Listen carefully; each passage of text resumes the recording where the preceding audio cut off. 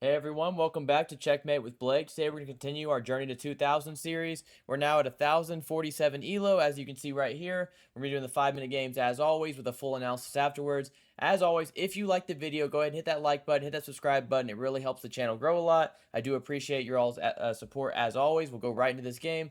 First, we're going to make sure that they're not a new account, which they're not.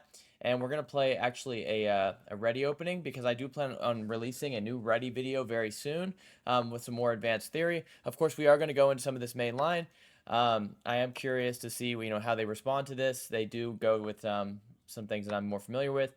As you know, if they would play this bishop move, we would have sacked our bishop there. Instead, we're actually just going to go ahead and take the center because they close off their bishop.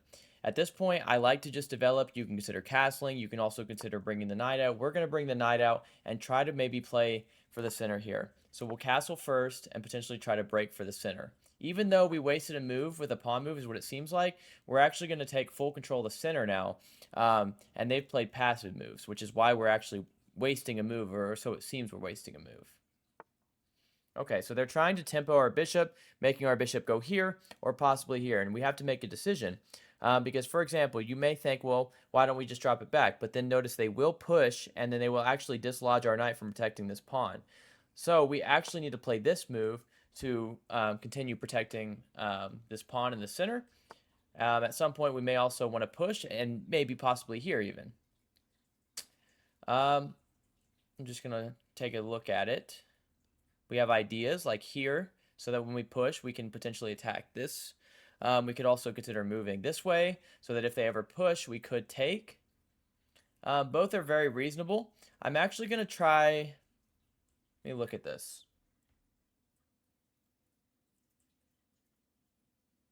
I think what we're going to do is actually push first. And the reason being is we're going to bait them into playing this move, and then we're actually at that point going to move the queen over. And that's because we want them to take, solidify our center here. We have a nice pawn chain. And now if they ever push, of course, we will win this this bishop over here. In fact, we can already take this pawn if we'd like to. And I actually don't see a reason not to. So we're going to take the pawn and capture back. Notice now if they do capture here, of course, we have multiple defenders. So we just want a pawn. Okay. There's no reason why we couldn't just go back. We could go here. This looks solid to me. We can't go forward, of course. We could go here, forcing the knight to move. I actually like this plan because after the knight moves here, for example, we could take. And then, for example, maybe get a rook out. Okay. And we can always just drop back, so I don't really feel any pressure in this position.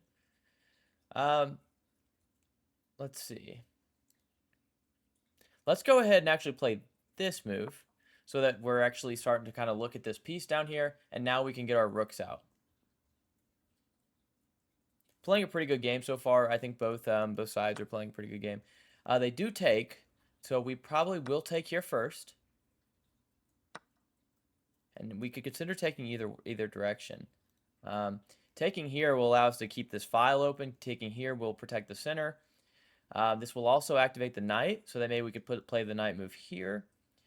But notice after we do take, they can throw like an in-between move, for example, putting this rook over here, forcing us to not be able to, maybe play the ideas that we want. Although maybe it still could be worth it. It might make more sense actually to just go ahead and capture and keep our center. And after they bring the rook out to this move, sorry, we'll just drop to e4. That looks reasonable. Could always just also move to c7. c7 is also very reasonable too.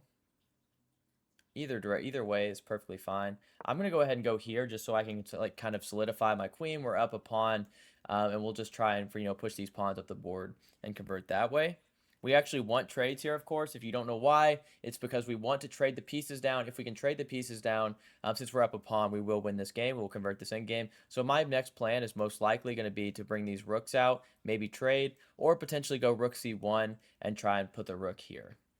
Of course, if they ever go here to trade it, we'll be all for that. We want that. Okay, now here we could take, but notice they will take here first. There's actually no need. By them going here, they made a backwards pawn right here. So this is very reasonable. In fact, we're actually going to go here probably. We're We're going to go here, just so we're looking at this pawn.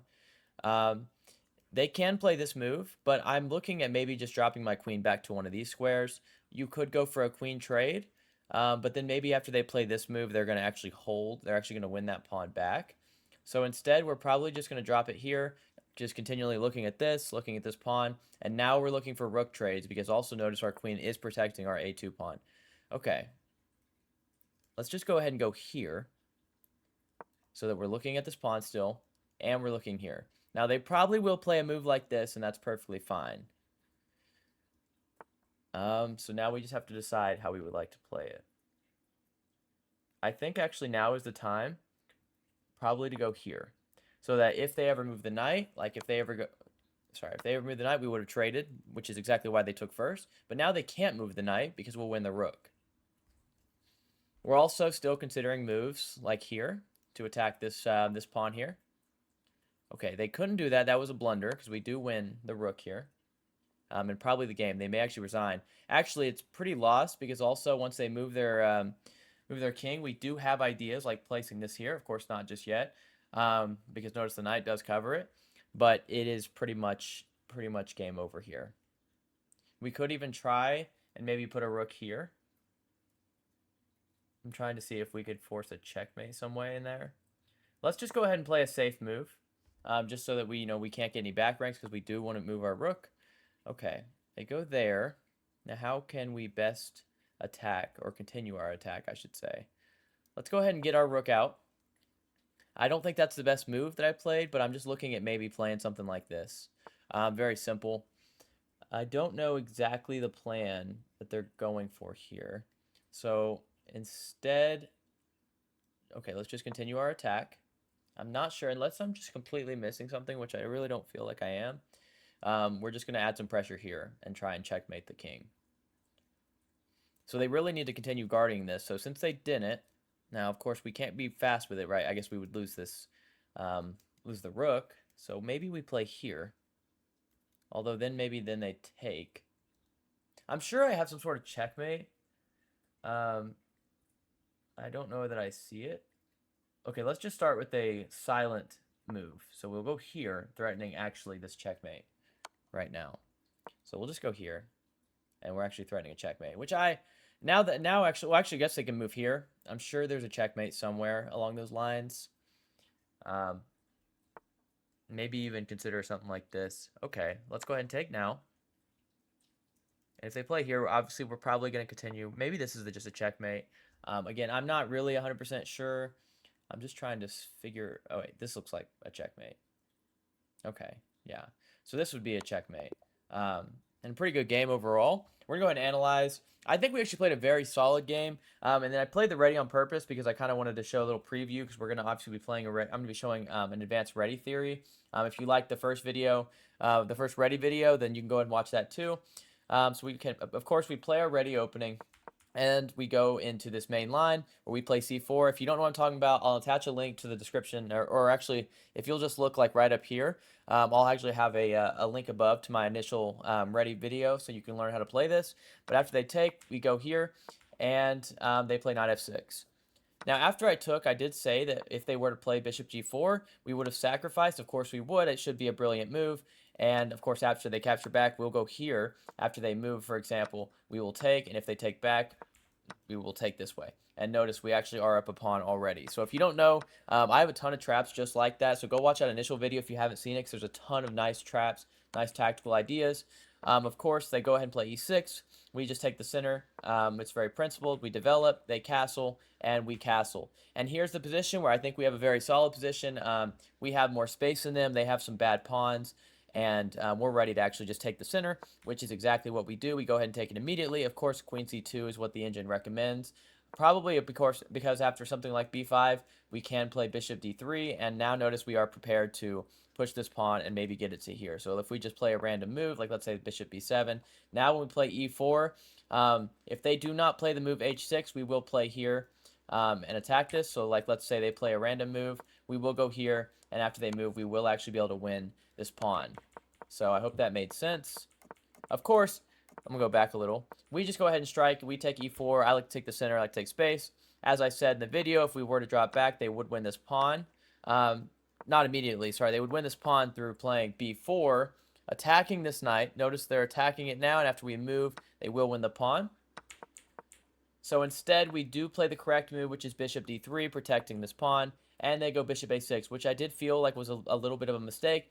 If I'm looking at it from Black's perspective, hopefully this isn't confusing. I'm going to flip the board. I don't know the correct move that I would play in this position. I might consider a move like c5 to try and break, open some space, because obviously Black needs to take some space, but some of the top moves for the engine are b4, developing the knight, and actually playing this move like I showed, which was bishop b7. But instead, they decide to play bishop a6. We go ahead and push the knight away, and after they move, we do play queen e2, which I'm actually surprised to see is the best move. I wasn't 100% sure on this. They take, and the reason behind this, of course, is from an opening standpoint. The reason behind queen e2 is after this series of trades, let's say that we couldn't even take this way, but regardless, it's actually to put a rook on d1, which is really common, so that we actually are looking at the queen and potentially trying to break open this way with a rook on an open file at that point. So queen e2 is always a helpful move. They take, we take back, and now they play c5, which is an inaccuracy because, of course, we can take the pawn. Actually, surprisingly, it says it's a mistake. Obviously, actually, queen e4. We should have noticed that.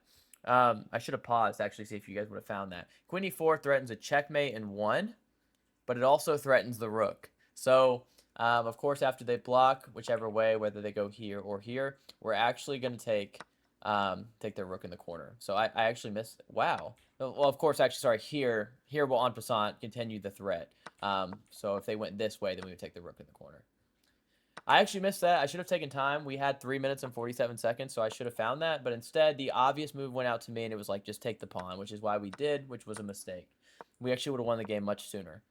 So they went, they threatened, they attacked my queen. It was kind of a waste of time, to be honest. We go forward, attacking the rook, and after they play knight d7, we go ahead and play bishop a3, which it does say is a mistake.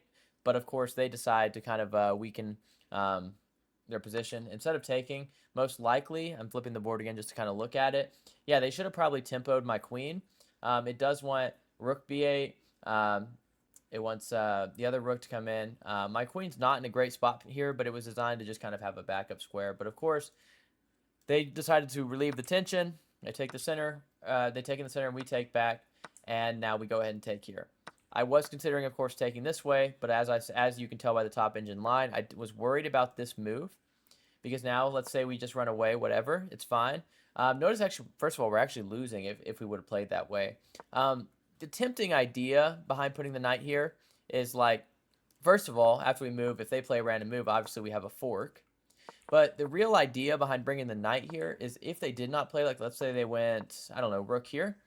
Well, actually, that would walk right into the fork, so let's not say, let's say just any random move was that maybe we could get a rook over here and actually double attack this knight.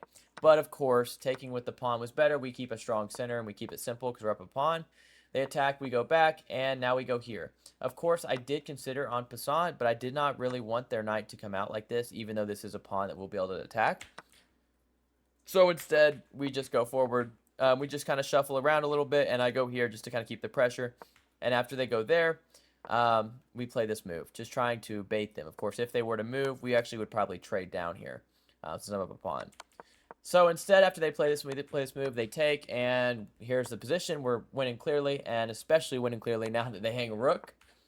They go forward. We'll just kind of go through some of these moves. These aren't very complicated, I guess. Yeah, as I said in the video, I don't think this was the best move, but it's the simplest idea. We just want to attack the pawn. I thought they needed to kind of protect this pawn. Like, maybe they play a move like queen f7. I don't know. Yeah, queen d7 is the best. They need to protect this pawn. But instead, they ran away, which does allow me to kind of infiltrate further, threatening, a checkmate idea right here. Of course, if they played a random move, they would be checkmated with queen g5. Sorry, they would go here. Sorry, they do not checkmate it. As I said in the video, I completely missed that it was not checkmate. But regardless, we have a very strong attack. So I thought they actually had to keep covering this.